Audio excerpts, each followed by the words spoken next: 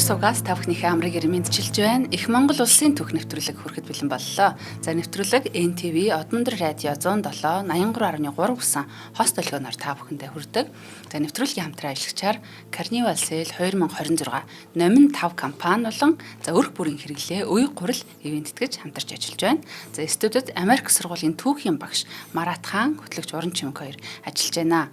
За өнөөдөр одоо Сүбэдэ жаншны тухай 3 дахь дугаар маань бас орох гэж байна. За эхний дугаар дээр бол багш маань Сүбэдийн бүр бага наснаас эхлүүлээд одоо их Монгол улсыг хүртэл одоо ярьсан. За хоёр дахь дугаараар хоризмын аян дайн болон одоо калх голын тултаа хэрхэн одоо ямар тактиктай байлцсан тэр тухаас нарийн дэлгэрэнгүй ярьсан байгаа. Тэгэхээр өнөөдөр одоо яг аль сэдвээр орох бол одоо монголчуудын баруун зүгт хийсэн аян дайны талаар ярина хаа гэж бодож байна. Өдрийн мэнд төргий багштай.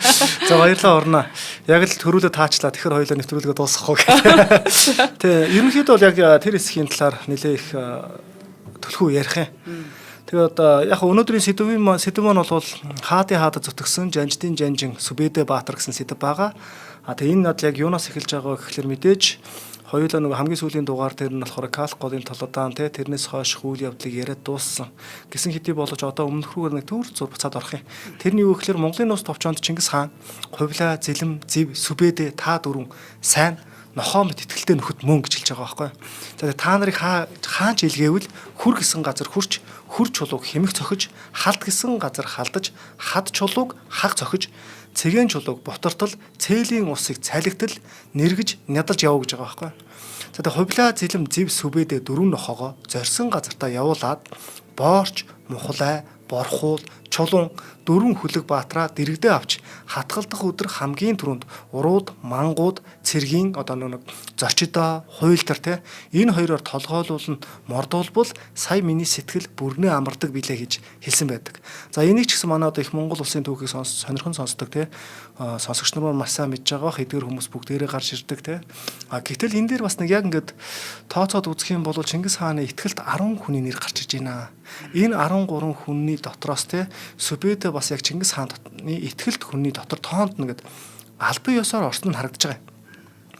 За тэгээ энэ бүх үйл явдлаас ахуулаад ерөнхийдөө монголчуудад харь улс оронд хийсэн тангууд буюу хашин иргэн, зөрчдийн алтан улс гээд их Монгол улсын харь улс оронд хийсэн байлдан дагуултын эхний үеэс ахуулаад Монгол хаадад Сүбэдэ бол хүчин зүтгэсэн. Ер нь бол хүчин зүтгэсэн гарамгаа жанждын нэг бүр одоо саяны 10 жанжныхын тоонд нь хүртэл ороо явж байна За тэгэхээр Чингис хааныг таалалт өгсөний дараа бол Сүбэдэ их Монгол улсын хаан ширээнд өгөөдөө заларж байгаа 1229 оны хэрлэнгийн хөдөө аралд болсон энэ их хуралдаа болж байгаа. За энэ хуралдаа дээр бол мэдээж Монголын эзэнт гүрэн мэдээж Чингис хааныг таалалт өгсөний дараа бол монголчуудын эзэлж авсан газар нутаг явуулж исэн улс төрийн бодлого нь эзэнт гүрний хэмжээнд хүрчихсэн байсан. За тийм учраас өгөөдөө хаанд ч гэсэн Сүбэдэ Баатар одоо үнэнчээр зүтгэж эхэлсэн. За энэ үйл явдал маань 1229 он болсон гэхээр яг одоо бол Сүбэдэ Баатар бол 54 орчим настай хөө дээрээс нь саяны миний хэлсэн энэ 10 том ноён гарч ирсэн нэр. За эдгээр ноёдуудаас ганцаархнаа амьд үлдсэн байгаа байхгүй юу? Өгөөдөө хааны үед. За тэрийг бол мэдээж түүхэн үйл явдлаар ингээ шүүгээд харч болно За Флана Карпенигийн тэмдэглэснээр бол Сүбэдэг бол хуучны уламжлаа баримтлагч дайнч нэгэн гэж хэлсэн байгаа. За энэ үед эзэнт гүрний их хаан өгөөдөө зөрчид ухсааны алтан улсыг мөхөх аян дайныг эхлүүлдэг. За би эцгийн бэлэн байр суурин дээр сууснаас хойш юу хийвэ гэд өгөөдөө хаан ч өөрийнхөө дөрвөн сайн дөрвөн муу зүйл хийсэн байдаг. Тэрнийхэн дөрвөн сайн зүйл дээр нь бол алтан улсыг мөхөөсөн гэдэг. За тэгэхээр энэ алтан улсыг мөхөх энэ аян дайнд бол Чингис хааны удмын ноёд болон өгөөдөө хаан эдгээр бүгдээрээ хүлээн зөвшөөрсөн ганц том цэргийн жанжин болвол одоо суу зайл дайны тактик гэдэг ч юм эдгээрээр бүгднгээр нь гайхуулж чадсан Сүбэдэ жанжин байгаа байхгүй. За тэгээ Сүбэдэ жанжин бол Чин улстай буюу одоо алтан улс зөрчдийн ухсааны алтан улс. За энэ улстай хийсэн дайн тулаанаас болон бусад дайн тулаан гэд чамгүй зүйл одоо ингээд сурчсан. Одоо 1205 онд монголчууд хамгийн анх тангууд улс руу довтлсон шүү дээ. Энээс хойшоогоо одоо 25-6 жилийн дараа гэхээр чинь ер нь Сүбэдэгийн одоо аян дайны туршлага тэр цэргийн жанжных нь туршлага тактик болвол одоо бол үнэхээр гайхаж байгаа нэг байгаа байхгүй. Тэгэхээр тэрээр хан хэрмээр хүрээлэгдсэн цайз болон ус намгархах газар руу айрмаа шууд довтлуулах нь үр дүнгүйг маш сайн одоо ингэж ойлгож ирсэн байгаа алтан улстай хийх танд. За хэрв алтан улсын цэргийг буцаахыг хүсэх юм бол тэднийг ер нь бол яаж хийж яагаад хамгаалтнаас нь тэр бэхлэлт хотоос нь те гарган ирж ил талбарт тулалдах шаардлагатайг бол тэрээр тооцоолж ирсэн. За энэ мэтлэнгээр ингээд ярих юм бол одоо хоёулаа яг нөхцөл байдал маань хаана ирсэн бэ гэхлээр өмнөх дугаар дээр 29 улсын аян дан Калх гол дээр иржсэн бол одоо алтан улсыг мөхөх аян дан буюу 1232-оос 1234 оны үйл явдлыг ярьж байгаа юм. За энэ дайны үед бол Сүбэдэгийн төлөвлөгөөнийх нь гол түлхүүр нь бол дайсны анхаарлыг умард болон дорн зүг рүү хандуулах явдал гэж байгаа. За энийг ч гэсэн одоо бүр зөвхөн Сүбэдэ жанжин анх ингээ үүсгээд гаргаад ирсэн зүйл биш байгаа юм л да. Бүр хүннэг үед ч гэсэн манай одоо шаньюунарын одоо ашигладаг байсан төлөвлөгөө байхгүй. Хаан улсын баруун талаас нь дайрах гэж байгаа юм шиг болоод баруун тал руу цэргээ татан гутан зүүн тал руу довтлдог тий. Гэх мэтлэнгээр иймэрхүү аргатай төстөө. За тэгээд тэрээр энэ армийнхаа тэг зүүн живгүүрийг онсон зэвсгийн хамтаар шар мөрний дагуу хөдөлгөөд дайсны хойд талын хамгаалтыг таслах зорилгоор хуурамч давшилт хийж эхэлсэн. Сүбэдэ гол дагуу хамгаалтын шугамыг төрүүлэн сэтлээд хөвгч цайзуудыг те одоо ингээ авчиран дайсны одоо галын дор гол гатлахаар зэхэж алтан улсын жанжтыг бол нэлээд сандаргаж исэн баг. Дайныхын төлөвлөгөөг нь эвдэж ийн гэсэн үг шүү дээ. За энэхүү саатуулах ажиллагааны цаана бол Сүбэдэ бол яг өөрийнхөө гол хүчийг дайсанд огт мэдэгдэлгүйгээр стратегийн зорилгодоо хүргэж чадж исэн байгаа байхгүй. Алтан улсын гол хүч тулуун цэргийг мөшгөөд өмнө зүг рүү одоо шилжих зур Сүбэдэ манлайлсан монголчуудын гол хүч дайсны үлдээсэн хамгаалтын цэргүүдийг буц цохиж шар мөрний гатал нь нийслэх хотыг нь зорин довтлсон байдаг. Сүбэдэ болон Чингис хааны бусад цэргийн туршлагатай жанжтыг бодвол тулуй яг энэ дайнд оролцож байгаа тий тулуй ханху дайн тулааны туршлага бас бага байсан байна. За тэгэхээр Сүбэдэ бол тулуйд хандан зөвлөхтэй. Тэд бол хот суурингийн хүмүүс тул ядрах эцгийг даван одоо эцгийг ингээд даван гарч үл чаднаа. Хангалттай хурдлуулан эцээж чадах юм бол тулаанд дийлж гарах боломжийг олоход бэрхгүй гэж ингэж хэлсэн байгаа байхгүй. Тэгэхээр энэ бол дайны хувь заяаг шийдвэрлэх чухал таагдах мөн гэж байгаа. Яаж хийж байгаа л тэр суурин иргэншилтэй хүмүүсийг хотоос нь гаргаж ирээд ядрасныхын дараа довтлно гэсэн үг. Энэ үед нь одоо монголчууд нөгөө мориос илгэх гэдэг ч юм уу өөрсдийнхөө нэг хэсгийг амраах гэх мэтлэнгээр тий хүмүүс байгаад идэг тий. Харин тий. Тэгээд нөгөө хөдөө хэр зөлөд газар аваачин гэдэг чинь өөрсдөөс жинхэнэ тий нэг намар сурсан ангаа хийж байгаа юм шиг л дайнд оролцсон гэсэн үг байхгүй. За мөн дайсны ашиглах гэж байсан голын тий даланг одоо урчлан тааж одоо ингээд төрөвч ангиудаа илгээгээд булан авснаар алтан улсын сүүлчийн эсэргүүцлийг саатуулсан байдаг. За Сүбэдэ 20 гаруй жилийн одоо дайн тулааны тий явцад онсон зэвсгийн нууцад бол нэлээд сайн нэвтэрсэн. Баруун зүгийн хот улсууд руу явахдаа өмнө нөгөө нэг алтан улс, тангууд улс руу хийжсэн аян дайн эднэрээс олсон одоо энэ дэвшилтэт технологи тий энэ технологиг нэлээд сайн ашиглаж ирсэн учраас одоо буцаагаад алтан улсын эсрэг ашиглаж байна. За тэгээ энэ ашиглаж байгаа үед нь бол алтан улсын нийслэлийн дэргэд бол одоо эртний тий одоо ингээ онсон зэвсгийн бүхэл бүтэн иж бүрдлийг авчирч хагаад тэгээд одоо давталж байгаа гэсэн үг байхгүй. Тэрээр бас нэг арга хэрэгэлсэн байдаг. Тэр арга нь болохоор хотын хэрмийн гадуур 4-5 одоо ингээд бээр ингээд үргэлжилсэн гэж байгаа. За ийм үргэлжилсэн давхар модон одоо хэрэм барьж хотыг одоо бүрэн тусгаарласан байдаг. Хотыг бүсэлсэн ахаад хинч гарах ямар ч гарцгүй болгож байгаа гэсэн үг байхгүй. Тэгээд хотын дотор тахал өвчин гарч байгаа.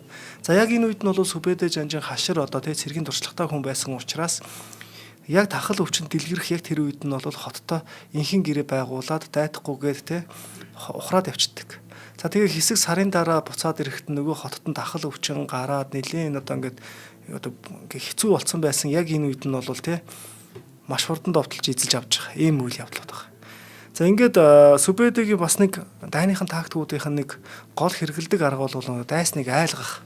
За энэ нь юу гэсэн үг вэ гэхээр уламжлалт ёсоор нөгөө эсэргүүцэл үзүүлсэн хотыг устгаад ер нь бол тариалангийн талбайг бол адууны бэлчээр болгох.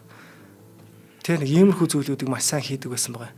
Үүнийгээ ч гэсэн одоо алтан улсад нэлийн сайн хэрэгжүүлсэн. Гэхдээ яг энэ үед нь бол Сүбэдэ жанжны тий энэ одоо санаачлагыг бол өгөөдөө хаан бас дэмжээгүй. Шалтгаан нь юу гэхээр эцэг хаан маань тий биднийг хариу улс орныг эзлээд инх тайван тогтоох, дэлхийн нийтээр инх тайван тогтоох гэдэг ийм үндсэн одоо нэг амьдралын философи явж исэн учраас энэ бол одоо тухайн одоо арт түмний одоо амжиргааны хэрэгслийг бол ингэж юу хэмтэй таслуулж болохгүй гэдэг. Гэх юм хийж байгаа таалагдахгүй. За ингэж болохгүй гэж байгаа. За тэгээ яг энэ одоо Алтан улсын энэ аян дайны үед бол мэдээж юу яана л да. Их Монгол улсын түүх бол дараагийн одоо 3 дугаар 4 дугаар улиралд бол Монголын эзэнт гүрний түүх гээд 1227-оос 1260 оны хоорондох 33 жилийн түүхийг ярих юм. За энэ үед бол мэдээж өгөөд хаан тэгээд Алтан улсын аян дайн, баруун зүгийн аян дайн тэгээд Туркина хатам одоо ингээ бүх ингээд зүйлийг диктатлж ярина. Тэгэхээр өнөөдрийн яг яалчгүй нөгөө сэдвтэй холбогдоод Сүбэдэ Баатрийн нэг сэдв нөгөө сая чи хэллээ штэ. Баруун зүгийн аян дайн явах гээд байна гэж хэлсэн тий.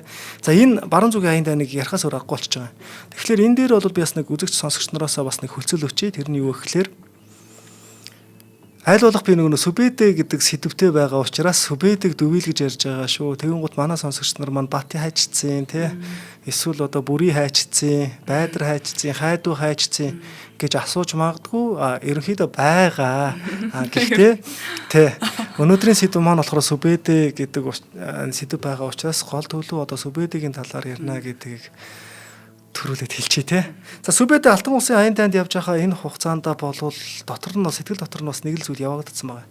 Тэр нь юу гэхээр 10 гаруй жилийн турш төлөвлөсөн Орос болон өрөндийг дайлаар мордох энэ мөрөөдөлтөд анхаарлаа хандуулаад явж исэн байгаа байхгүй. За ингээ 1235 он 34 35 онд гэж байгаа.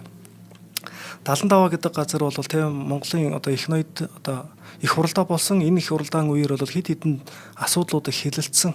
За хамгийн чухал нь бол монголчууд 4 одоо фронтод 4 зэрэг дайн хийж байгаа. Хийхээр одоо ингээд төлөвлөгдөж гарч байгаа байхгүй. За тэгээ энэ дээр бол баруун зүгийн аян дайн гэж гарч иж байгаа. За энэ баруун зүгийн аян дайн гэдэг нь бол Чингис түүхэнд бол Ахмад хүүгүүдийн аян дайн баруун зүгийн аян дайн гэх мэтлэнгээр нэрлэгдсэн байдаг. За яг түүхийг хараад үзэх юм бол Зүчийн 2 дугаар хүү бат байж байдаг тий. Цагаадагийн одоо ач Бүрий орцоо явж байдаг. Тэгээд өгөөдөгийн Ахмад хүү гүйг тий. Зүчийн тулуун Ахмад хүү мөнх гэх мэтлэнгээр ороод явж байгаа болохоор бас яг Ахмад хүүгүүдийн аян дайн гэхээр бас нэг жаах эргэлзээтэй юм шиг. За яг хөө энэ нэршил яг яаж гарч ирсэн бэ тий. Энийг ингээд дагаад явбал түүхэнд мэдээж нөө баруун Ахмад хүүгүүдийн аян дайн гэдээ алдаршчихсан. За тэгээ Ахмад хүүгүүдийн аян дайнд бол мэдээж Чингис хааны хамгийн том хүү Зүчийн одоо 2 дугаар хүү Бат тий. Батыг одоо бол удирдлага баруун зүгийн аян дайныг удирдах явах хамгийн том хүн. За тэгэн гут нь тэрний зөвлөх жанжин буюу Сүбэдэ байгаа байхгүй. Тэгэхээр Сүбэдэ бол их цэргийг ахалж явна. Нэгдүгээрт хоёрдугаарт зөвлөх буюу ерөнхийдөө бүх цэргийг ерөнхийлэн одоо командлан гэсэн үг байгаа байхгүй.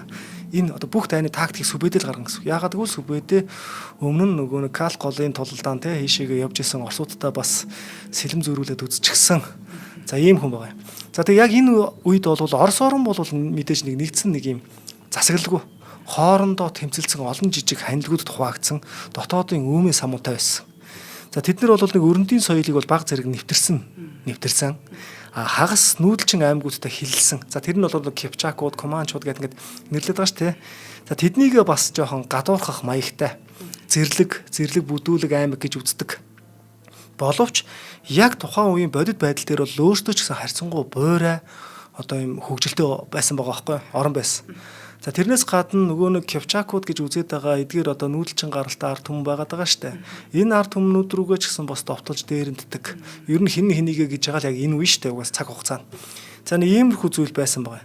За тэгээд дээрэс нь тэнд бол нэг дид бүтэц гэдэг зүйл хөгжөөг байсан. Гэтэл манайхан ч одоо энэ ч эзэнт гүрэн өртөө мөртөөгээ шал өөр анги юм яриа явж байгаа штэ тий. За тэгээд дид бүтэц хөгжөөгүй энэ ой тайг намаг балчиг ихтэй удирлын чанартай шавар шавхаа нь бол хавар намар зуны цагт бол цэргийн хөдөлгөөнийг маш их хүндрэлтэй байдалд оруулдаг. Ялангуяа зуны үйлрэлд бол бүр хэцүү гэсэн. За монголчууд бол тий одоо энэ Оросын эдгээр одоо ханилэг ванлиг тий эдгээр одоо ингээд жижиг эдгээр одоо ханилгуудыг бол монголчууд ирж байгаа гэдгийг сургийг сонсоод нэгдгээс нь өмнө яаралтай цохиж устгах тактик баримталсан байна. За энэ яаралтай гэдэг нь маань бол асар хурдан маш хурдтай газар нутг руу нь очно л гэсэн үг шүү дээ тий. За Сүбэдэ Баатар бол мэдээж нөгөө Зүчийн хүү Ахмад Бат тий Батын хамт бол одоо энэ аян дайныг удирдах явсан. За тэгээ энэ аян дайн бол баруун зүгийн аян дайн бол 1236-аас 1241 оны хооронд бол Оросыг дайлах энэ ажиллагааг удирдахдаа ер нь бол цэрэг стратегийн гоц чадвараа харуулсан гэж үздэг. За түүний удирдсан ажиллагааг дараах үе шатуудад бас хувааж үзэж болж байгаа юм. Нэгдүгürt юу гэхээр Мэдээж хамгийн эхлээд баруун зүгийн аян дайнд явж байгаа энэ аян дайнд чинь Монгол би сая хэллээ шүү дээ. Их Монгол улсын цэрэг болвол баг өгөөдөө хааны үед бол нэг 110-20 мянга орчим хүрж байгаа болов юм дунджаар шүү зэ. Маш олон ингээ тоо баримтууд байдаг. За дөрвөн зүг дайн хийсэн гэж байгаа. Дөрвөн зүг дайн хийж байгаа. Тэгэхээр энэ одоо баруун зүгийн аян дайныг бол монголчууд 60 мянган зэрэгтэй явсан гэж үздэг. Зарим тохиолдолд 30-40 мянган зэрэгтэй явсан гэж үздэг тий. Тэгтэл тэнд нэг түмэн гэдэг дээр хідэн зэрэг байх ёстой ингээл тоо баримтууд зөндөө ингээ янз янзаар өөр гараад ирж иж магадгүй. За тэгээд энд бол мэдээж цэргийн хамгийн ихний одоо хэсэг бол хүчээ зузаатах гэж байгаа. Тэрний үг гэхлээр Сүбэдэ яг энэ аян дайны ихэнд бол Булгарын эзэн тусыг буцоход Волг мөрний зүүн этгээдийн тий бүх овг аймагуудыг одоо ингээд цэвэрлэгт тушаал өгсөн байгаа байхгүй. За энэ мэдээж хоёр зорилготой байгаа. Нэгдүгээр тэр хүчийг зогсож байгаа боловч тэндээс одоо үлдсэн тий тулалдах чадвар сайтай Куман нөгөө Болгар залуусыг олзлоод Монгол дарга нарын хяналтанд ор сургаж хагаад айрмынхаа хүч чадлыг нэмэхэд ихээхэн анхаарсан. Тэгэхээр 13 дугаар зууны үеийн яг Монгол цэргийн бүрэлдэхүүнийг харах юм бол харь улс орны цэргүүд мэс нэлээд байж байгаа байхгүй. Би одоо тун удахгүй нэг гоё сонирхолтой нэг баримт хэлнэ зэ. За тэгээд тололдох чадвартай гэж байгаа. За одоо хэлчихье дээ ер нь. Яг хэлчихье гэсэн чинь бүр юу ачлаа. Ер нь яг 1240 он зэ. За цаг хугацаа жоохон алгасаа авчлаа шнэ 4-5 жилийн дараа гэсэн. 1240 онд бол монголчуудын товтлогооноос сэргийлээд ингээд эргүүл хийж явсан Вена хотын цэргүүд нэгэн жижиг тулаанаас гэж байгаа байхгүй. Нэг монгол цэргийн дарга хүнийг олзож авсан байдаг. За тэгээ энэ хүнийг олзолж авангуудаа түүнийг барьт одоо ингээд байцаасан европчууд өөрсдөө маш их цочирдож балмагцсан байгаа байхгүй. Ягаад гэвэл тэрээр англи хүн байсан. Монгол хүн гэж батсан чинь Монгол цэргийн даргыг бариад авсан чинь тэр нь англи хүн байсан байгаа байхгүй. Тэгээд түүхэн баримтаас ингээ те түүхэн тэмдэглэлээс харах юм бол тэрээр бол англи, араб, монгол хэлээр чөлөөтэй ярьж чаддаг өндөр боловсралтай мэдлэгтэй хүн байсан байгаа. За харин тэрээр монголчуудад бол үнэн сэтгэлээсээ зүтгэдэг болох нь тэр байцаалтын явцад маш сайн мэдгэж ин гэж байгаа байхгүй.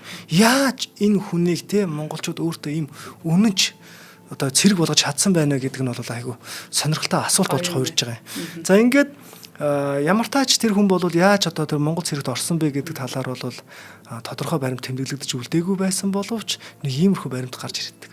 Магадгүй нөгөө нэг загалмаатны аян дайны үед те муслимчуудад баригдаад муслимасаа магадгүй монгол руу ч юм уу те зарагдаад ч юм уу эсвэл тэр нэг дайнд олзлогдоод ингээд наашаага монголчуудын цэрэг болсон байх магадлал өндөртэй. Гэхдээ тэр хүний байцаалт нь бол монголчуудад буюу одоо эзэн хаанда эзэн ноёндоо маш үнэнч гэдэг нь харагдаж байна гэж байгаа. За энэ мэтлэн ер нь бол монголчууд бол эзэлсэн улс орныхоо те болгоныхоо ер нь чирэг эсийг бол бас дайн тулаанд ашигладаг байсан. Гэхдээ хатуу харах хяналтанд ор гэсэн үг. За тэгэхээр мань хүн бол нөө цэргийн дарга гэж байгаа нэг арвтын дарга марга орчим албан тушаалтай байсан байж бас болох юм те.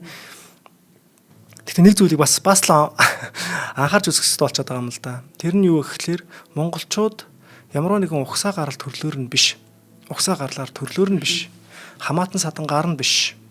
Тэр хүний хувь чадвар нь ямар байна вэ гэдгээр нь албан тушаалыг олгодог байсан тий. Гайхалтай. Тий. Одоо хоёулаа нэг зүйлийг хаа бодоод үзье та. За яг Чингис хаан яг өөрийнх нь бас баримталжсэн бодлого штэ. Чингис хаан өөрөө бас нөгөө яг өөрийнхөө хамаатан садан гэхээс илүүтэйгээр саяны тэр 10 дурдсан хүн дотор чинь Чингис хааны нэг ч хамаатан байхгүй. Тийм байгаас тээ. Нэгдүгээр тийм. Хоёрдугаар тэр Балжин нуурын одоо болонгортой усыг ууж тангараг үргэсэн 19 хүн гэж байна. Энэ 19 хүн дотор бол хасар л ганцхан Чингис хааны дүү байгаа. Бусд нь дандаа одоо ингээд харь улс одоо тий орны эсвэл өөр одоо аймгийн гэдэг ч юм уу тий ийм хүмүүс байгаад байгаа байхгүй. Тэгээ эндээс бас нэг зүйлийг харж болж байгаа нь тэр нь юу гэхлээр ер нь нөгөө инх амгалан буюу Монголын хамар амгалан гэж яриад байгаа шүү дээ. Энд чинь инх тайван тогтоох. Тэгэхээр Монгол цэргүүд бол гадны хүмүүсийг бас дурт ингээд нэлээд сайн авч оруулдаг байсан гэдгийг бас харж болж байгаа юм. Гэхдээ яг хэр тоотой юм бэ гэдгийг бас тоолоход тооцоход бас хэцүү гэсэн үг байхгүй. За ингээд алсыг харж байгаа бас нэг тийм бодлоо бах тий одоо шашинч вэ тэр хүмүүсийг үл ялгуурлах яг байдал нь бол өнөөгийн нийгэмд ч хүртэлтэй одоо тийм зүйл байсаар байтал тухайн үед ингэж гоё чөлөөтэй сэтгэж алсыг харж чадсан гэж утгаар яг үнэн шүү дээ. Одоо надад бас айгүйх тохиолддог юм шүү дээ. Намайг ч одоо нэг тий хадан тавьчулсан халиуны зулцах шиг л байгаад байдаг шүү дээ зарим тохиолдолд. Яг тэрнтэй адилхан тэгэхэд яг 13 дугаар зуун тийм юм байгаагүй байсан байгаа байхгүй. Хар орон хотод очоод үзсэн одоо Рубрук бол гайхсан байдаг шүү дээ. Энэ дэлхийд нөгөө ямар ч улс оронд очих юм бол эдгээр хүмүүс хизээч зэрэг оршин тогтнох ямар ч боломжгүй ийм өөрөө шашинтай хүмүүс нэг дор ямар ч одоо хэрүүл маргаангүй те өөртөө шашин шүтээд амьдраад байна гэл ингэж яриад байгаа байхгүй. Тэр угсаа гарал марвал тэр те. За чадварыг хардаг те. За хоёулаа нэвтрүүлгийн хамтран ажилчийг танилцуулаад өргөжлүүлье. Тэгэхээр та Номин 5 гэж компани мэдгүү? Номин 5 мэдэн штэ. За юуг нь асуухмаар байна. Шууд хэлээ би. Номин сүлжээ дэлгүүр нөгөө 5 гар ингээд байж идэг те. За тэр бол Номин 5 компани маа. Тэгэхээр манай Номингийнх маань Carnival Sale гээд 2026 одоо гадаад талбайн худалдааг яг одоо зохион байгуулж байна. За тусгаар тогтнолын талбайд 19 дэх жилдээ гэж байгаа байхгүй тий зохион байгуулж байгаа. За тусгаар тогтнолын талбай гэдэг нь болохоор ер нь бол одоо Тэнгис кино театрын уртын талбай хэлж байна тий ялтын талбай. За 5 дугаар сарын 26-наас 5 дугаар сарын 24-ний хүртэл гэж байна. За одоо нэг 4-5 хоног үлдсэн байна уу? За цагийн хуваар нь өглөө 10-аас эхлээд 20 цаг хүртэл үргэлжилнэ. За энд яагаад очих ёстой вэ гэхээр 5,000 гаруй нэр төрлийн бараг 70% хүртэл одоо хямдралтай худалдаалахаас гадна маш олон бэлэг урамшууллыг газар дээр нь талбай дээр нь те оцсон хүмүүстэй ингээд гардуулаа явчих юм байна. За одоос нэг хямдрлаа гэдэг нэг юм зарлууж явдаг яг хямдарсан эсэх нь те эсвэл нэг хоёрхан бараа ч юм уу хямдарсан ч байдаг юм уу. За тийм бол байхгүй. Номын сүлжээ дэлгүүр өөртөө одоо бас ямар том одоо Монголын бас нүүр царай болсон том сүлжээ дэлгүүрүүлээ. Тэгэхээр 5,000 гаруй одоо нэр төрлийн бараг 70% хямдралтай авах боломжийг олгож байгаамаа. За өдөр бүр 250,000 төгрөгөөс дээш худалдаа авалт хийсэн 5 азтай хэрэглэгчээсээ iPhone 17 зурагт хөрөх зэрэг одоо супер бэлгүүдийн эзнийг тодруулна. Нийт 45 азтан одоо шалгаруулна. За 30,000 төгрөгөөс дээш худалдаа авалт бүрд болохоор U-Point аппликейшн ашиглаад урамшууллын хүр дэргүүлээд бас ингээд оноо, бэлгийн карт, бүтээгдэхүүн, за бүр iPhone 17 хүртэл одоо хожих боломжтой. Одоо нэг юм аваад хүр дэргүүлээд байгаа юм байна ер нь бол. За мөн Carnival-ын турш худалдааны турш бол одоо 3 асраас худалдаа авалт хийж хамгийн өндөр бонус оноог цуглуулсан эхний 50 хэрэглэгчийг 500,000 хүртэлх одоо бонус оноо ингэж авах боломжтой. За үүн дээр нэмэх нь одоо маш сонин бас урамшуул байна. 70% хүртэл одоо хямдарсан бараг дахин хямдруулж авах арга байна. Тэгэхээр одоо юу болоод байна гэдэг шиг тий. U-Point аппликейшн дээрх одоо Carnival гэдэг ийм купон хэсэг байгаа. За үнийг бол идэвхжүүлээд 10,000, 20,000, 30,000, 50,000 хүртэлх одоо нэмэлт хөнгөлтийг та бүхэн ингэж авах боломжтой байна. U-Point аппликейшн ашиглаарай. За ингээд одоо бас 24-нөөс өмнө тэр хаваар явж байгаа хүмүүс маань бас зориод очиорой. За тэгээд одоо олон бас бэлгийн эзэд манай од мөндрийнхнаас тодроосай гэж хүсэж байна. За их баярлалаа. За баярлалаа. Өхрийн мах байгалуу гэдэг шиг. Бага хаа бараг. Чи яг одоо Номин 5-аас асуугаад өгөөч гэсэн. За нэргэ. За ингээ 1237 оны өвөл бол Сүбэдэ тэ хүлцэн Волг буюу одоо Волга гэж бид нар ярьдаг тэ тэгтэл энэ чинь ижил мөрөн шүү дээ бидний хэлж байснаар. За ингээ ижил мөрний гатлаад Орос руу нэвтэрсэн. За тэрээр баруун Европ руу шууд одоо чиглэх дүт замыг сонголгүй харин стратегийн эрсдлийг тооцож баруун хойд зүг буюу ой тайг руу чиглэсэн. За ингэснээр Умард Оросын бангуудыг хүчээр нэгтгэхээс өмнө амжиж тэдний хүч хэрэгчлийг таслан зогсоосон. Дараа нь бол хамгийн түрүүнд Рязань хотын тэг онс харуурын одоо ингээд тусламжтай 5 өдөрт буулгаж авсан. За улмаар одоо Коломна, Москваг бол маш хурдан шуурхаа эзэлж авсан байгаа. За энэ бол нөгөө баруун зүгийн аян дайнд бол нэлийн дэлгэрэнгүй яригдах те ийм одоо дугаар учраас энэ хэсгийг ингээ агуу гой товчлоо явчих заа гэдэг шиг. За Сүбэдийн туршуулуудынхаа мэдээг ингээд маш сайн одоо ингээ чадварлаг ашиглаж байсан байгаа байхгүй. Оросын их хаан Юрий Владимир хотоо орхихыг нь хүлээж байсан.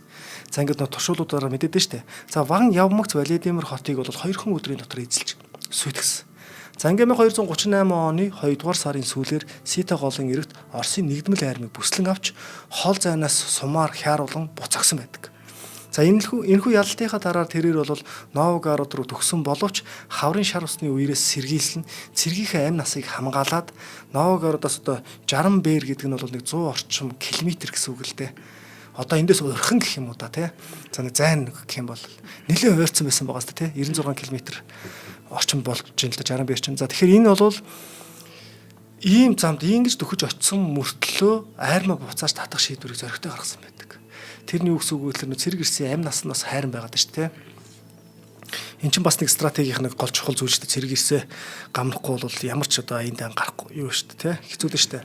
За тэгээ Сүбэдэ хайрмаа доон мөрний тэ сав газарт амрааж хагаад хүчээс хэлбснийхаа дараа бол 1240 онд өмнөд Орос руу довтлсон байдаг.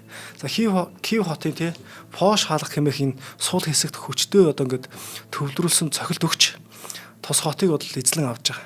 За ингээд богино хугацаанд өрөнд Орос тэр нь бол Оросын хилд хүрээд олон 10 хотуудыг газрын зурган дээрээс одоо арчсан байдаг гэсэн.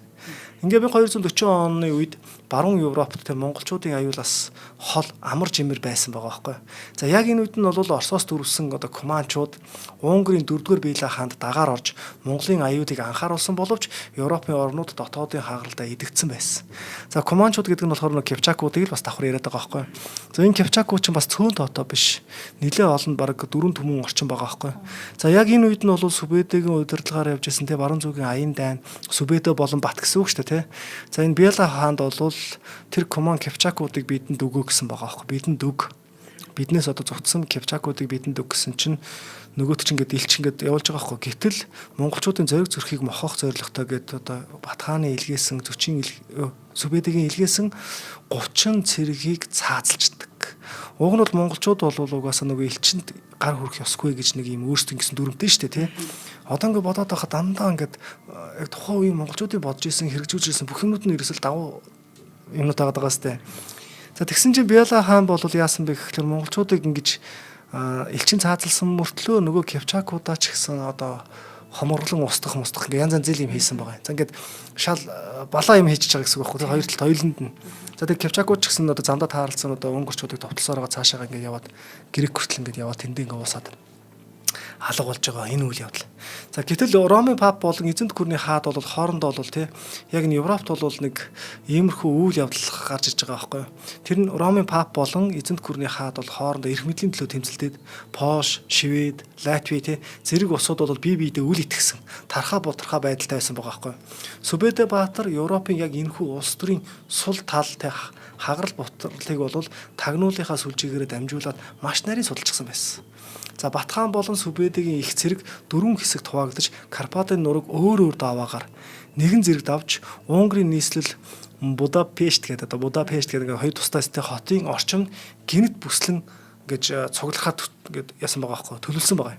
За энд бол мэдээж одоо Байдар бол хамгийн одоо ингээд хой талаар нь Батхан бол Галичигийн орчмоор Гүйг бол одоо Молдов Транслвил энэ айгуу сониог. Комбайн дээр нэг авчаарай. Батхан бол Галичийн орчмоор тий. Гүйг бас нэг өөр хэсгээр нь тий. За Сүбэдэ бол өмнөд зүгийн одоо Мехитентийн даваагаар гэж байгаа байхгүй. Гэх мэтлэнгээр ингэж давсан байгаа.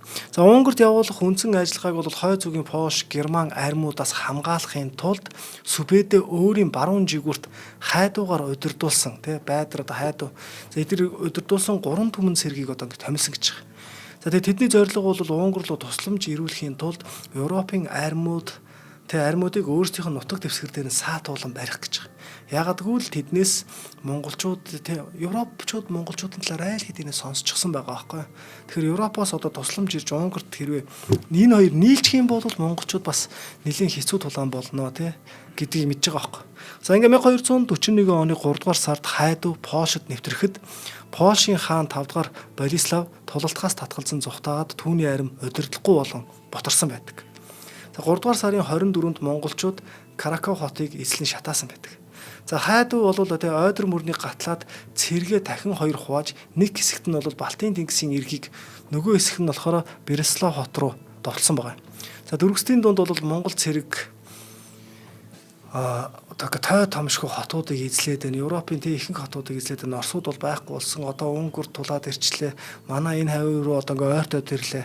Монголын цэрэг бол одоо 200 мянгад хүрсэн гэдэг юм цуу яриаг бол маш сайн дэврэгдэг байсан байна. За энэ цуу яриаг нь ч гэсэн одоо ингээ дэврэхт нь монголчууд өөрсдөө ч гэсэн сайн оролцдог байсан гэж байгаа. За ингээд Сүбэдигийн стратеги бол маш нарийн тодорхой тооцоотой байсан. Тэрээр үндсэн хүчээрээ Унгарыг бүсэлж байх зур хайдуугийн нөгөө бүлэг ингээ байгаа даа штэ. Эдгээр бол Европын бусад хүчийг өөртөө татаж тусламж ирэх замыг нь бүрэн хааж чадсан байдаг. За ингэж л нөгөө нэг алдарт Лигницийн тулалдаан гэдэг зүйл болсон байгаа байхгүй. За энэ дайн бол баруун Европыг хамгаалах сүүлчийн баг ингээд оролцоо хоорондоо ингээд нэгдсэн ийм зүйл байгаа. За монголчуудын аюулаас Европыг аврахаар Силисийн гүн гэж байгаа. Энийг болохоор Хенри, Анри гэл одоо ингээ монголоор бол Анри л гэх юм шиг байлээ л дээ. Хенригээ шууд одоо нэг англиар ингээ бичээд идэм шиг лээ. За Хенри де Пью ингээд энэ айран бүрдүүлсэн байгаа байхгүй. За энэ бол Бохемийн хаан одоо Венчеславын 50,000 цэрэгтэй нэгдэхээр төлөвлөсөн байна. За харин Монголын хайдуу ноён хоёр армийг нэгдэхээс өмнө амжиж сохихоор шийдээд 1241 оны 4 сарын 9-нд Лигниц хотын ойролцоо Винштагийн хөндийд Хенри гүнгийн эсрэг тулалдахаар халз тулалдсан баг. За энэ яасан бэ гэхлээр Лигницийн тулалдаан гэдэг чинь бол за одоо энд бол нэг Польш бол өөрөө айгу сонин улс байгаа даа байхгүй. Тэр нь ямар очиртай юм бэ гэхлээр Польш өөрөө дотроо юм 4-5 хуваагдчихсан байгаад байгаа. За өмнө нь байсан одоо тэр хаан тэрнээс төрсэн 4 хүүхэд нь дөрвөлээ ингээд тусдаа хуваагаад авчихсан. Нэг нь хаан юм шиг мөртлөө нөгөө одоо 3 одоо ахыхаа нутагтаа ямар нэгэн сүр хүч ирэх мэдлэггүй байгаад байдаг тий. За нэг иймэрхүү нэг юм сонирн байдалтай байгаад байгаа байхгүй. За тэгээ Хенри гүн бол цэргээ угсаа гаруулаар нь 4 одоо ингээд хувааж чагсаасан байна. Нэгдүгürt болохоор ингээ Польш, Силисийн морьтууд буюу хөлсний цэргүүд, хоёрдугаарт болохоор алдарт одоо Девтоны одоо Хөлөг Баатар, Девтоны Хөлөг Баатар Ландмейстер гэдэг айгуу том малгайтай хоёг өмсчихсэн цагаан нөмргөн дээр хар одоо хэрэгс зурчихсан ийм урт зүртэй жадтай битүү хоёгтай жад тий. За эднэр аахгүй. За тэгээд ингээ 3 дугаар чагсаал нь болохоор Польшийн язгууртнууд. За 4 дугаар чагсаал нь болохоор Силисийн явган цэргүүд буюу тариачлагч байж байгаа. За гих мэтлэнгээр одоо ингэж цуглуулсан. Харин хайдуу ноёны буюу одоо Байдар энэ хоёр одоо ноён ингээ нэгдсэн байгаа байхгүй. За энэ хоёрын нэгдсэн цэрэг бол нийтдээ 20,000 орчим байсан баг. За 20,000 орчим цэрэгтэй за 20,000 гэдэг нь хоёр төмийг л хэлж байгаа байхгүй юу. Ер нь бол үндсэнд бол нэг 14,000 тий 14,000-аас 20,000 орчим цэрэгтэй л байсан байж тарах гэдэг. За тэгээд тэд бол тий ер нь бол яг цэргийн чадвар нь бол хамаагүй илүү маш олон дайнуудыг хийгээд үзчихсэн одоо удирдлагын системтэй уян хатан тактиктай гэж үзэж болж байгаа байхгүй. За тулаан гэхэд бол Европын хөлөг баатрууд бол Монголын төв рүү дайрсан боловч Монголын хөнгөн морь цэргүүд бол тэднийг суман мөндрөөр ухтаж ухрах тактик хэрэгэлсэн. За энд бол одоо нөгөө нэг том хоёрт баатрууд чинь ингээд тэр морь цэргийг цөм цохих гэдэг шүү дээ тий. Тэгүн гут нь яасан бэ гэхээр Монгол баатрууд чинь ингээд лум сумаар харж авч жагаад сүүлдээ тэр хоёрт баатруудын тэр ингээд харвсан зэврүү нь одоо ингээд хоёроо нь одоо зэв одоо сум одоо нэвтэрч орохгүй байгаа даа шүү дээ. Тэгүн гут нөгөө моридуудыг нь хайр гамгүй бас харуулж эхэлж байгаа байхгүй. За ингээд эхлэнгуутанда буцаа цухтаас нь дүр үзүүлсэн чинь Хенри бол бүр ингээд цааш нь довтлохыг тушааж байгаа байхгүй. За тэгээд одоо яг нөгөө нэг байрлал алдаж эхэлнэ гэсэн үг чинь урт цуваа гарч эхэлж байгаа. За энэ урт цуваа гарахаас гадна эдгээр цэргүүд маань одоо нөгөө нэг Европ цэргүүд гэсэн үг шүү дээ тий. Явган цэргээсээ тасарч эхэлж байгаа. Яг энэ гинт яг энэ үед нь болохоор монголчууд утаат гал одоо ингэж ашиглаж эхэлсэн гэж байгаа байхгүй. Утаа ашиглаж эхэлсэн. За ингээ утаа ашиглаж эхэлсэн. За тэгэн гутаа нөгөө нэг чулуун дарь байгаад байгаа шүү дээ. Энэ дариа дэлбэлж эхэлсэн гэх мэтлэгээр янз янзын урд өмнө европчуудын ерөөс огт харж байгаагүй энэ зэвсэг техникүүдийг хэрэглэж эхэлж байгаа байхгүй. Ингээд эхлэнгууд ч нөгөө явган цэрэг чинь утаанд ингээ манараа зүг чигээ алдаад те ингээ байж итэл гівгинт одоо араас нь те тэр одоо хоёр тасалсан хэсгээр нь бол одоо өстой жинхэнэ нөгөө нэг мордуудыг нь харвахыг нь харваад одоо унаад ирсэн одоо тэр хоёрта том одоо хоёрта хүн чинь босоод ирэхээр явган цэрэг биш болчихж байгаа байхгүй. Морноосоо хөдлөхөд хэцүү. Монголчуудын хувьд бол хажууд нь хамаагүй уян хатан. Би яг нөгөө 5 дахь Хенри болон Францын дайныг харж ирсэн нөгөө нэг хувцсныхаа хөнгөн байдлаар ялж ирсэн. Тэр яг манай монголчуудын хувьд бас тэдний хажууд бол тий одоо морноосоо боочгол юм бол харин давуу болчиход байгаа байхгүй. Тэгэн гут ч одоо өстой жинхэнэ нөгөө нэг том жирээ дээр гардаг шиг л тагоо үүдгч чаддаг цогтөг шиг юм болно өстой тий. За ингээд энэ мэтлэнгээр ингээд агуу хурдан ингээд ялдаг тий ингээд гартаа авч эхэлж байгаа байхгүй. За тэгээ энэ нь бол ерөөсөө яасан бэ гэхээр мэдээж нөгөө хурж байгаа гэдэг зүйл чинь монголчуудын тий өөрийнх нь тавьсан занг байгаа даа. За ингээд утаа ашигласан тэгээ ингээд отолтод байсан шинэ хүчнүүд бол одоо хоёр талаар нь ингээд гинт гарч ирж байгаа байхгүй. Одоо ингээд явган цэрэг, морь цэрэггүй хоёрыг ингээд хооронд тас ингээд салгаж ин гэсэн үг шүү дээ, тий. За ингээд одоо морьдуудыг нь харвах одоо ингээд ингэсэн ингээд ялж байгаа. За энийг бол одоо Европын түүхэнд бол монголчууд хамгийн анх нөгөө нэг юу яаж байгаа хими бодистой зэвсэг ашигласан гэдэг зүйлийг чинь яриад байдаг шүү дээ. Гэтэл энэ бол зүгээр ингээд утаа тавьж одоо нэг утаа тавьж одоо дайсныг тий. Энэ одоо дуу чимээ тэр нэг бэсрэх бөмбөг энэ бүх зүйлүүд чинь бол дандаа сүрдүүлэх тэр бамбаага балбах мадбах чинь тий. Тэгээд дээрэс нь энийг бол одоо нэг хими бодистой зэвсэг хамгийн анх монголчууд ашигласан, европчууд ашигласан гэдэг. Гэтэл энэ бол зүгээр нэг дайны үйл явдал байсан баг тий. Гой түүх байд. За тэгээд тололдоон бол Европын армийг бол бүрэн сүйрлээ төгссөн. Дэвтөний удирдагч Ландмейстер Остерн болон Хенри Гүннер бол алагдсан баг. За монголчууд ялалтаа баталгаажуулж алагдсан дайчдын баруун чихийг нь бүгдийг нь огтлсон байдаг. За энэ бол европчуудын ярьдаг түүхэнд гарч ирдэг зүйл.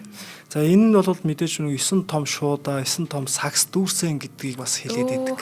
Тэ. За тэгээ энэ хүү ялалтын дараа бол баруун Европт бол тэ Монголын эсрэг зогсох дөрвтэй айран бол үлдээгүй бөгөөд яг одоо ингээд зам бол ингээд бүрэн нээгдсэн чөлөөтэй болчихсон гэж байгаа байхгүй. За Хенри банк ч гэсэн одоо яасан бэ гэхээр монголчууд нөө толгойн жаданд үлгээд тэ хот руу н очсон боловч хотынх нь эсэргүүцэн байлцсан гэж байгаа. Гисэн хэдий боловч тэр хоттой бас монголчууд зуурлан байлаад ах шаардлага байхгүй байсан. Байдар болон хайдуунаа энэ нар нь гинт буцаад алга болчдөг. Шалтгаан нь юу гэхээр нөгөө Унгар Бела хоонтой байлдахад чинь тэнд бэлэн байж ах хэвээр хүмүүс шүү дээ тэ. За энэ зорилгоор бас гинт буцсан байх боломжтой гэдэг. За тэгээ маргааш өглөөн тэр дайны талбараас одоо нэг хааныгаа тэр Хенри одоо гүнгээ хайжтэй. За ингээ хайгаад олдохгүй байсан гэж байгаа байхгүй. За ингээ бүр олдохгүй ингээ толгоон тасарсан хүмүүс агүй олон. Тэгээ тэр толгоон тасарснаас аль нь хааны гэдгийг ингээ нөгөө нэг хүмүүс нь танихгүй байгаад ш толгойн барьцаа яваад байгаа ш бараг тий. Одоо барьцаа яваад хаан чаашаа монголчууд аваа явцсан ч бид нэр мэдэхгүй ш тий. Одоо яг залах гэж юм гэдэг шиг. Тэгээд явж хахад бол яг нэг түүхэн тэмдэглэгдснээр бол тэр Хенри одоо вангийн тий эхнэр нь баруун хөлөндөө 6 хуруутай хүн хай гэсэн гэж байгаа байхгүй. Тэгжиж хааныгаа олж оршуулсан гэдэг. Тэ. За тэгээ одоо Пош оронд ч гэсэн нөгөө нэг ингээл өглөө болгоо нөгөө бүрээ өрлөөж агаад бүрээнд гинт тасраал тэгүн гутаа нөгөө нэг тасардаг штэ. Тэр чинь юу гэхэлэр яг тэр нөгөө хот руу орж явахад монголчууд ч нөгөө нэг монголчууд ирж ин гэсэн дохиог өгж явахад л бүрээ өрлөөж явахад л хоолойг тасарвж байсан гэл. Иймэрхүү зүйлийг сонсчихсон уу? Үгүй. За тэгээ энэ ерөөсөө одоо бол яг нэг салаа цэрэг гэсэн үг. Би яг энэнгүүр юу хэлэх гээд байна вэ гэхээр тэр лигницийн тулдаан гэдэг зүйл тэгээ бас монголчуудын тэр дайны тактикийн нэг том өвөрмөц шийдэл. Гэхдээ энэ бол Батхан болон Сүбэдэ тэгээ Сүбэдэ жанжны удирдах явж исэн их цэргийн зүгээр нэг салаа нэг анги яваад ингээд төвөөгээд байгаа гэдгийг бас давхар бодолцоорой гэсэн утгаар хэлж байгаа. Тэрнээс биш яг энэ сэдвэр бол тэгээ бүр илүү ихийг ярих юм бас тэр чинь тэгтээ бүр болоогүй тэгээ бас хугацаана гэсэн үг. За ингээ ялалтын дараа бол баруун Европт Монголын эсрэг зогсох одоо ямар ч хүч байхгүй болчихсон. За тэгээд дээрэс нь одоо за ингээ зөндөө ярьчих гадах юм а. За ер нь жоохон алгасъя төхөө. За хамтлагчтай танилцуулаад өргөжлөө да. Өөрх бүрийн хэрэглээ уяг гурилаас өнөөдрийн нэвтрүүлгийн үний боломжийг олгож байна. Тэгэхээр зөвхөн бүхэл бүрийн гурил үйлдвэрлэхэд ингээд тусгайлан зориулсан тусдаа технологи байдаг юм байна. Тэгэхээр Америк технологиг одоо Монголдо нутагшуулж амжилттай нэвтрүүлэн хэрэглэгчтэй хүргэж байна. За уяг бүхэл бүрийн гурил нь бол улаан буудаг хальстай нь бүхлээр нь тэрэмдэн гаргаж авдаг болохоор шимт хичээлээр одоо бүрэн хадгалсан байгалийн хамгийн үн цэнтэй гурил байдаг. За ялангуяа хүний биеийн бодисын солилцоог дэмждэг эслэг нь улаан буутай хальсан тэхээр агуулгадаг. За тэгэхээр одоо жимс үртээрээ те эдгэр зүйлийн хальс гэдэг зүйл бас их чухал байдаг. Яагаад гэвэл эслэг гэж байдаг. За хүний биеинд уустдаг бол уустдаггүй эслэг гэж байна. За жишээлбэл нэг алим уустдаг, лов нь уустдаггүй байх чинь. За тэгэхээр уустдаггүй бол хүн яагаад иддэг юм бэ гэхээр хүний нөгөө гис доторх одоо ашигтай бактерийг тэжээж идэг гол хүнс нь байдаг. За хүний гисний нөгөө ашигтай бактери бол ерөнхийдөө хүний биеийн дархлааны 70%-ийг хариуцж байдаг. За бараг тархийг те ингээд ер нь 70% ингэж бас удирдах байдаг.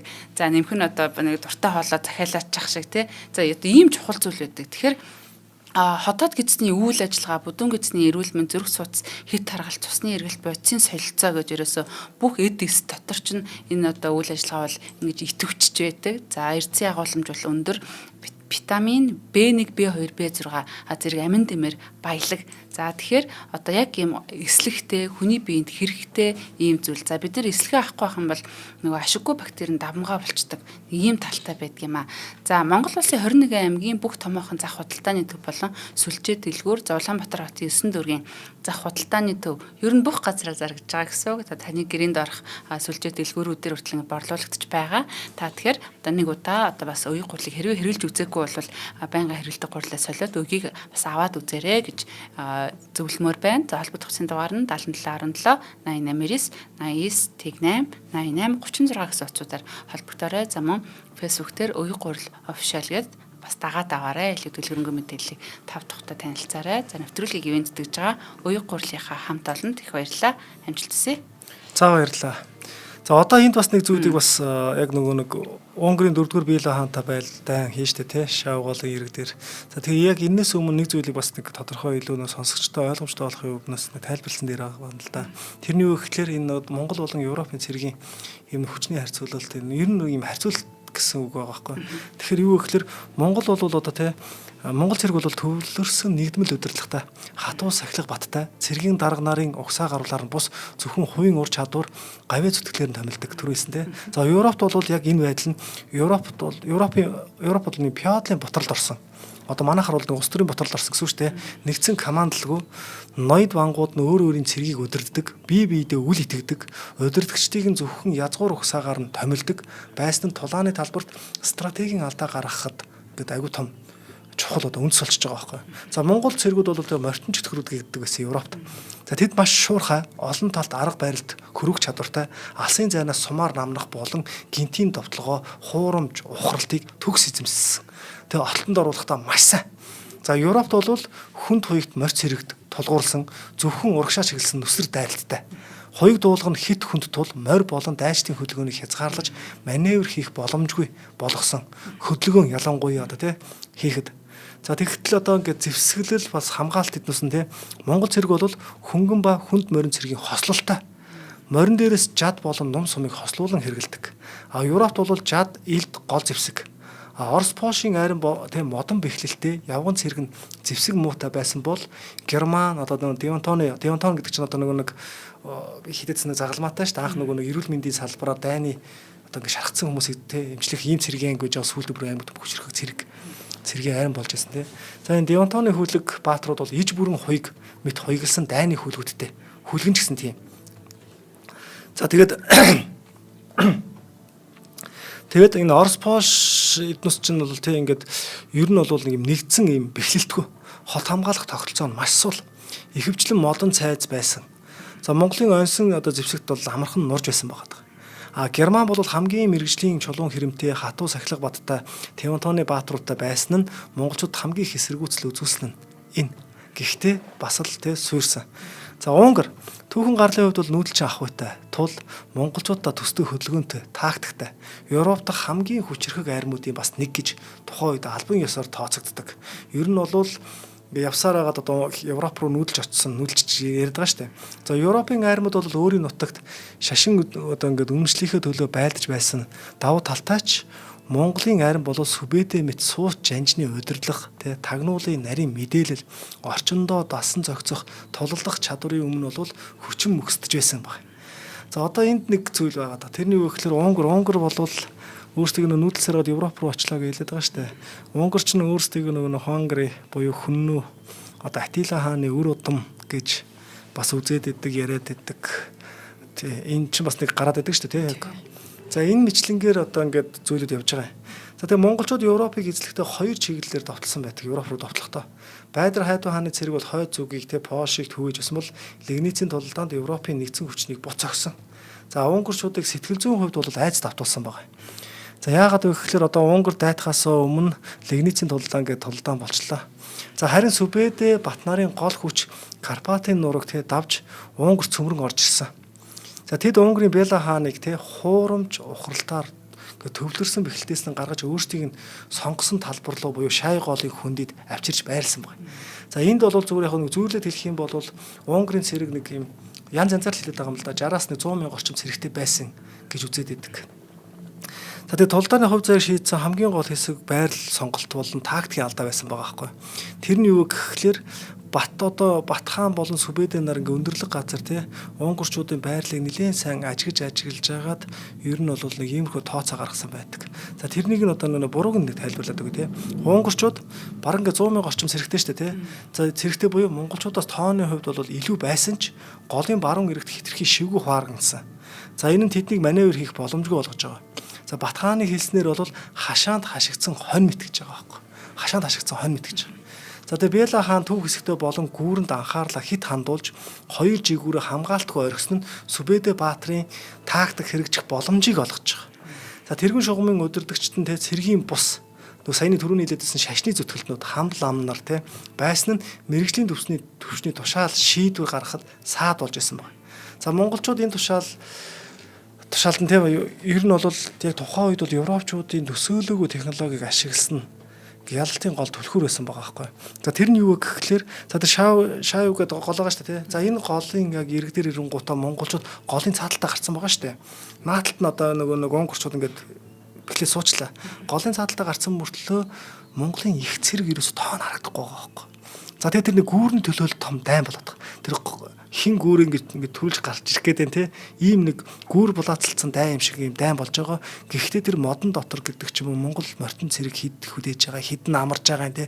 Энэ бүх зүйлүүд нь тодорхой биш байсан байгаа байхгүй.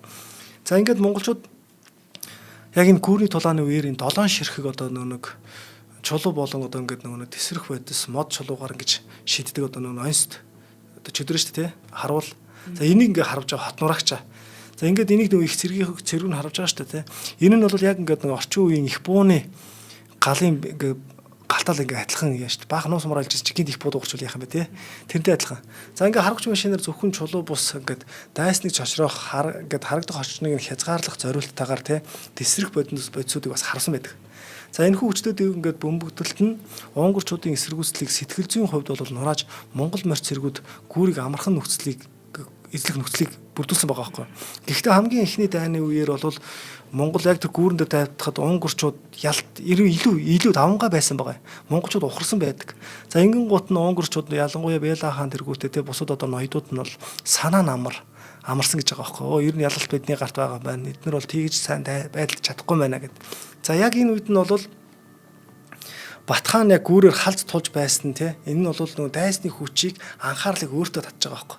За энэ үед нь Сүбэдэ баатар голын доод хэсгээр шөнөөр ингэж явсаар хагаад энэ намаг балчигтай энэ хэсгээр нь болохоор штэ шөнөөр гатлаад унгурчуудын ард талаас нь гинтийн цохилт өгсөн байгаа.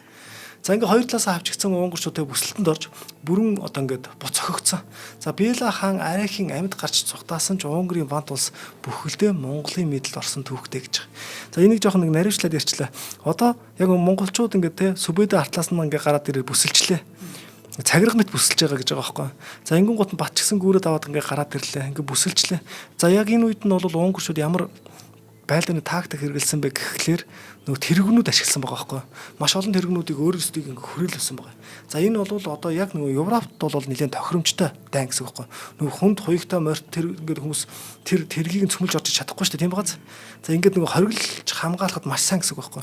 Гэтэл саяны тэр Батын хийлдэг нөгөө нэг хотонд ашигдсан хонь мэт олжээ гэж байгаа сте. Энэ нь ямар учиртай юм бэ гэхлээр тэр цагирган мэт ингээ бүслэд авцсан байхад өөрсдийг бас ингээ цагирган мэт тойруулаад тэрэг тавьсан байгаа байхгүй. Тэгэхээр тэрийг унгурчууд өөрсдөө ч нэвтэрч гарч чадахгүй гэсэн. Монгол цэргийн хамгийн давуу одоо зэвсэг бол номс. Тэгэхээр тэрийг давуулаад номсомоор харваад байна гэсэн үг байхгүй. За ингээ бүсэлж байлж жагаад яасан бэ гэхлээр Сүбэдэгийн одоо нэг өдөрж явсан цэргүүд те энд бол яг ингээ жижигхэн зай гаргасан байгаа. Би ч нэг ав хомрог хийдэг тухай нэг ярьж өглөө. Ав хомрог хийдэг тухай. За яг юу вэ? За ингэн зай. За хоёул зөв төсөөлөд үзье. За бүх амттан ингээ бүгдэн ингээ бүслэд авчлаж удаа шүү дээ. За тэгвэл гот одоо яг сая яг энэ одоо ингээ Унгарын Бэла хаан дээр ингээ бас бодоод үзэж байгаа.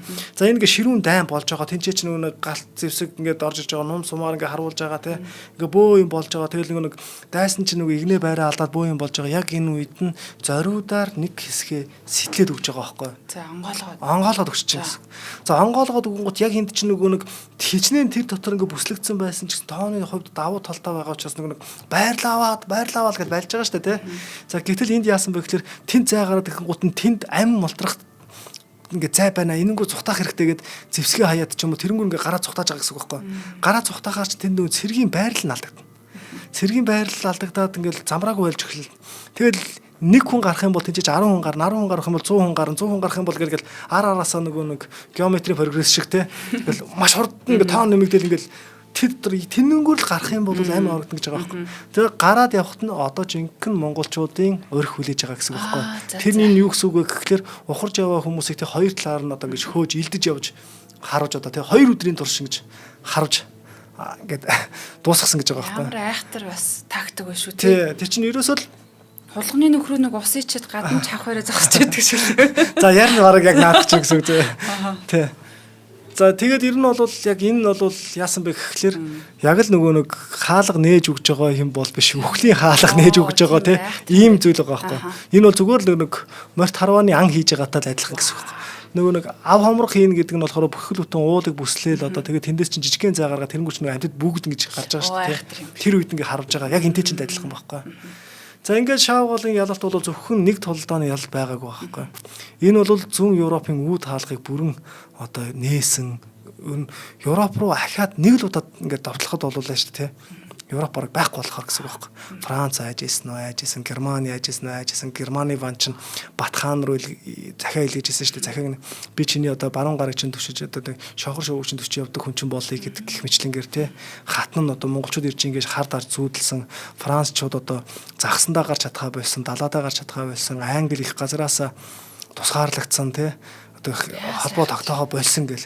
Ер нь бол монголчуудыг бол бидний одоо өмнө хийсэн гим нүгэл маань одоо ингээ те одоо нөө тэнгэрийн бурхны гисгэл ирж гин гэж ойлгож бүр ингэж баг хүлээж авах бэлэн байсан гэж байгаа байхгүй. Гэх мэтлэнгээр одоо янз янзаар л хэлээд байдаг те. За ингээ монголчууд Вена хотыг Австрийн одоогийн Австрийн Вена хот те. За энэ Вена хотыг хүрчихсэн. Хүрээлээд бүслээд сууж байгаа те. Бүслээд дээрэс нь одоо бас л судалж байгаа гэсэн үг байхгүй. Товтлохоос өмнө маш сайн судлаа шүү дээ. Тэ? Ойр орчмын судлал нь хаанаас хоол хүнс ус муцсад ачин худалдаа арилжааны яаж нээж чинь тэ?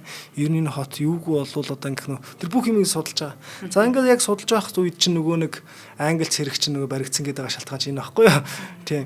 За тэгээ яг энэ үед хар хормос Монголын эзэнт гүрний их нийслэлээс тэ буйхаа одоо илж ирж байгаа. За энэ илж ирснээр юу гэдэг вэ гэхлээр Өгөөдөө хаан таалал өгсныг хэлж байгаа байхгүй. За өгөөдөө хаан таалал өгсныг дуулгасан энэ ямар учиртай юм бэ гэхээр саяны баруун зүгийн аян дайнд өгөөдөө хааны бас хэд хэдэн хүүхдүүд явж байгаа. Дээрээс нь Чингис хааны удмын маш олон хаан хүүнэр явж байгаа те. Ахмад хүүгүүдийн аян дайн штэ.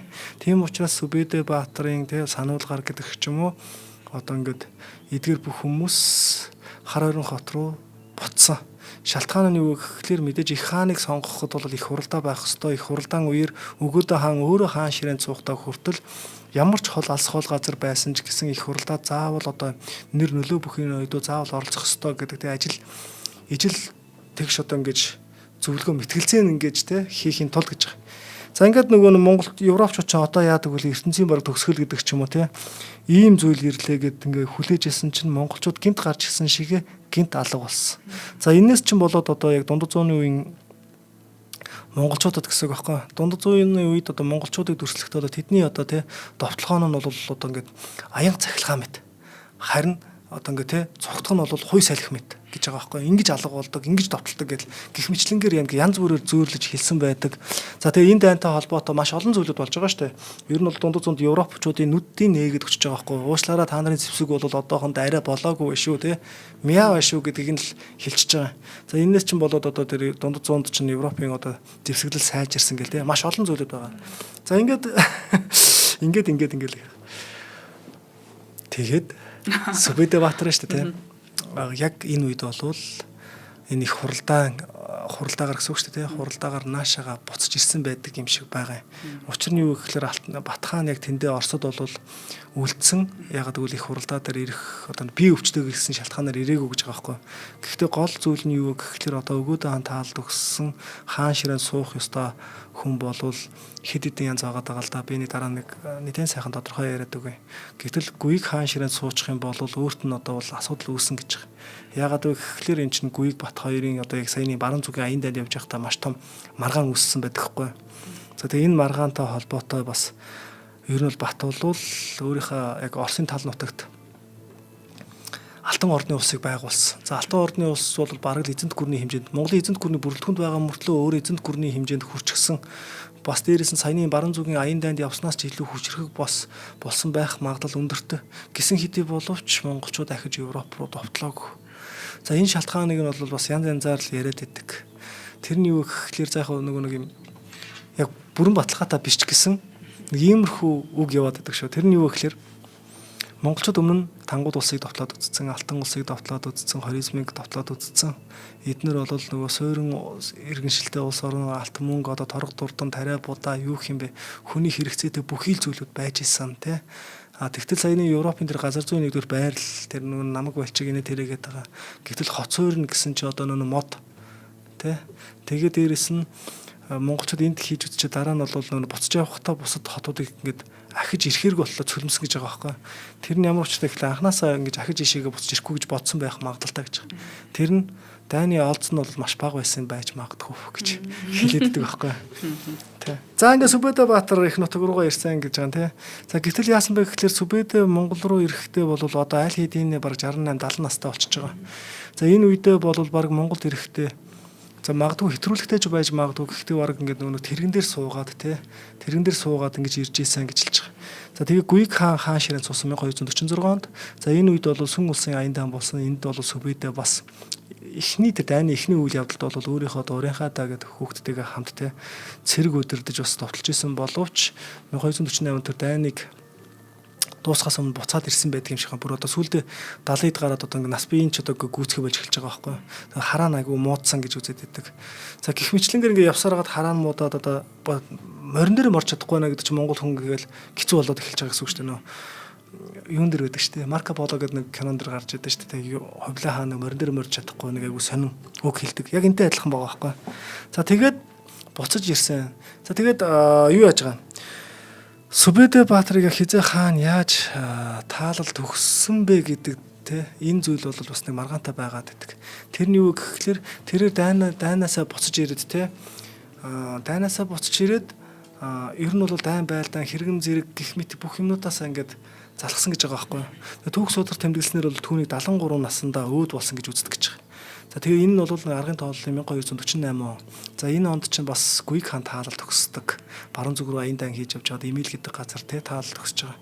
За тэгэхээр энэ дэр нэг юм байгаа даа юм л да. Монголын эзэнт гүрний нийслэг гэж байгаа нэ. Хоёр янзын бас таамаг байгаад байдаг байхгүй. Бод энийг хэлэхээр бас тийм жоохон санаа зовоод байгаа юм.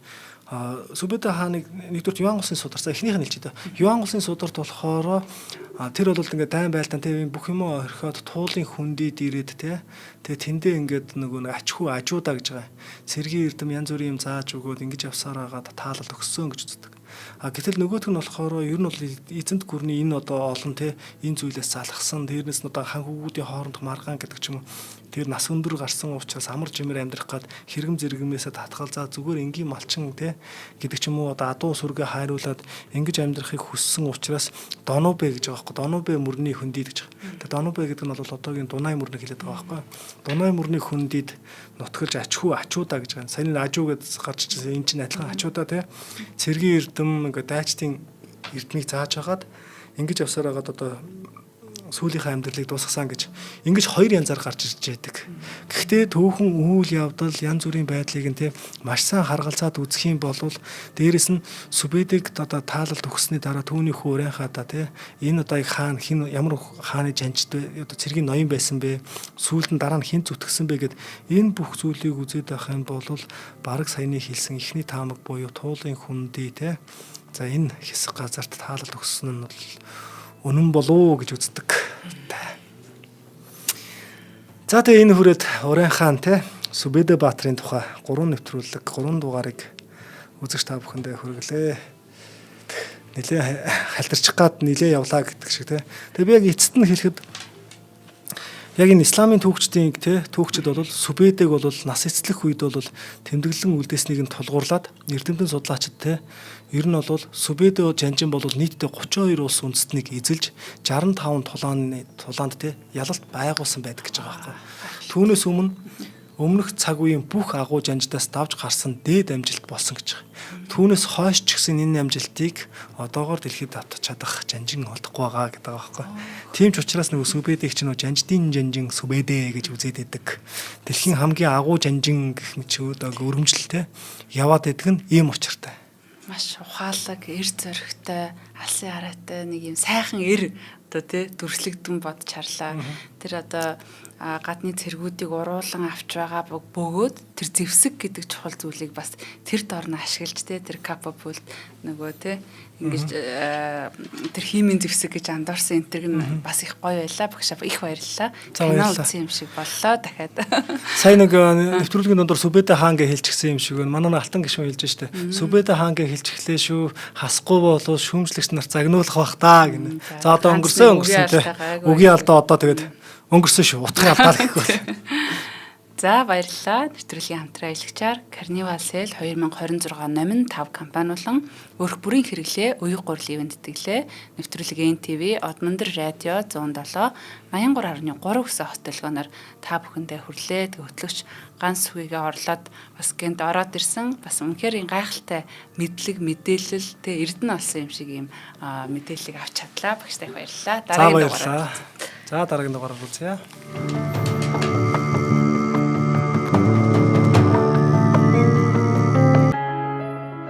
Нэвтрүүлгийг хүлээн авсан Нарны аймгийн монголчуудтай баярлалаа. Одмондөр сувг нь энэ мэдчлэн таны мэдхүйн мянган нэвтрүүлгийг 2026 оны 7 сарын 1 хүртэл та бүхэндээ хүргэх юм. Их хэлээрээ шинжлэх ухаан танин мэдхүйг түгээхийн үлсэд нэгтгэх хүсвэл та бидэнд хандив өгөх боломжтой. Жилдээ ганцхан удаа 100 мянган төгрөгөөр биднийг дэмжснээр шинжлэх ухаан танин мэдхүйг түгээх энэ үйл хэрэг амжилттай үргэлжлэх юм.